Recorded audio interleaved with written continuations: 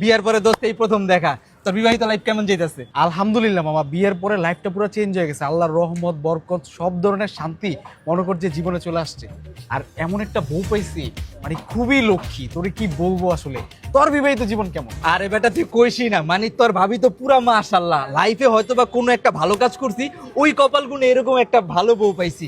তোর ভাবির কথা কি কমু, ওর গুণ কইলে তো মামা শেষ হইব না। তোর ভাবির হাতের রান্নার কথা কি কমু মামা, ওর হাতের রান্না খাওয়ার পর থেকে আমার তো বাইরের খাবার মজাই লাগে না। তোর ভাবির গুণ যদি মামা আমি কইতে থাকি তাহলে সকাল হয়ে যাবো, কিন্তু গুণ কোয়া শেষ হইব না।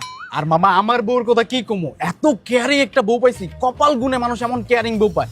তোর ভাবি প্রত্যেকদিন সকালবেলা ঘুম থেকে ওঠার পরে চা নিয়ে দাঁড়া থাকে, চাটা খাওয়ার পরে আধা ঘন্টা পা টিপে, আর তারপরই শুরু হয়ে যায় তার আসল কর্মযোগ্য। বাবু কি খাবা, কখনো পিৎজা, কখনো পাস্তা, কখনো বিরিয়ানি, কখনো কাচ্চি। মানে খাইতে খাইতে আমি পুরো বিরক্ত হয়ে যাই। কসকি তাইলে তো ভাবিও মাশাআল্লাহ জোস। মাশাল্লাহ মাশাল্লাহ। চলেন আমরা কিছু পিকচার তুলি, প্লেসটা অনেক সুন্দর। যাও বাবু, উষ্টা খাও না, দেখে যাও। হ্যাঁ সুন্দর ছবি দিল।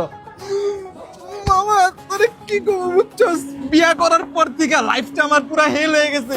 মানে কপালে হয়তো বা কোনো একটা দোষ করছিলাম, এই দোষের কারণে এরকম একটা বউ পড়ছে মামা। ওর রান্নার কথা তোর আমি কি করবো বেটা, আমার নিজে রান্না করে খাইতে হয়, থালা বাসন ধোয় আমার দিয়া। আরে তোর লাইফ কি লইছে বেটা, আমার লাইফ এর থেকে দ্বিগুণে লইছে বেটা। ভাই আমার কি আর কেয়ার করে বেটা, সারাদিন ওর পাটি পা আমি কুলপাই না। আরে ওরে দিয়ে মামা বাসায় কি কি করে তুই জানাস না। এমন এমন জানি না দমক দেয় বেটা, আমি সাইজে চুড়ে গেছি। বাবা এমন একটা অবস্থা হয়েছে, ছাইরা দেবা কেন্দ্রে বসি কি লেগেছে বিয়েটা করলাম। বাবু কান্না করতেছে কেন? আল্লাহ কই কান্না করতেছি, তোমার প্রশংসা করতে করতে আবেগে চোখ দিয়ে পানি চলে আসছে আর কি। আমার বোর্ডে এত লক্ষ্মী কিউট। বাবু তোমার প্রশংসাই করতেছিলাম, ওই যে বললে তার শেষ হবো না। তাহলে মামা কিছু অর্ডার কর খাই।